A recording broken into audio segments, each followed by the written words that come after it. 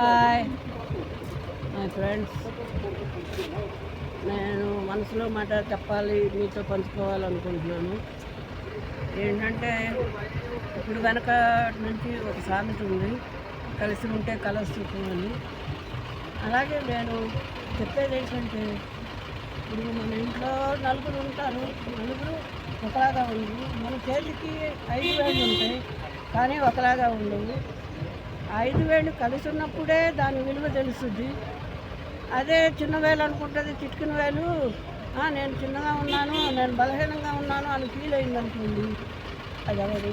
అలాగే రెండో వేలు ఉంగరం వేలు, ఆ వేలు నేనే గొప్ప, నా వేలుకే పెడతారు ఉంగరం, నేను చాలా గ్రాండ్ అనుకుంటుంది. అలాగే మధ్యలో ఉంటుంది, అది అనుకుంటుంది నేను చాలా బలంగా ఉన్నాను అని అనుకుంటుంది. అది నా కింద అందరూ ఉండాలి అనే అది అనుకుంటుంది. అలాగే చూపుడు వేలు ఉంటుంది, అదేమనుకుంటుంది నేను లేకపోతే అసలు ఏమీ జరగదు, నేను చూపిస్తేనే కదా మనిషి ముందుకు నడిచేది అని అది అనుకుంటుంది. అలాగే బొట్టన వేలు ఉంది, అదేమంటుంది నేను చిన్నగా పొట్టిగా ఉన్నాననే కదా, ఎడంగా ఉన్నాననే కదా నన్ను అందరూ కొంచెం తక్కువగా చూస్తారని. అదే నేను లేకపోతే కనీసం మనిషి బతకడానికి ఒక ముద్ద తినడానికి కూడా రాదు అని అనుకుంటాను. అవి 5 అలా అనుకునేటప్పుడు దానికి ఆ చేతికి విలువ లేదు. అదే కనుక 5 వేలు కలిసి ఉంటే ఒక కుప్పెడ ఉంటుంది. అది మనకి మనిషికి ధైర్యం, ఆ చేతికి కూడా శక్తిని ఇస్తుంది.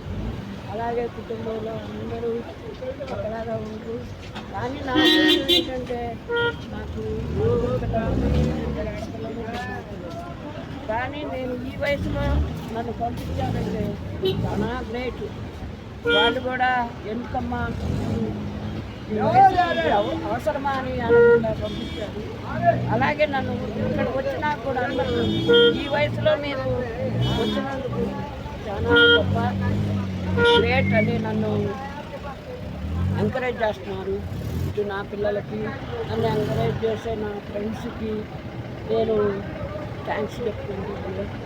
ఇలాగే నా జీవితకాలం నా బిడ్డలతో ఉండాలని కోరుకుంటున్నాను. ఓకే, ఇది నా మనసులో మాట. చాలా అదృష్టవంతురాలు. ఓకే, నచ్చితే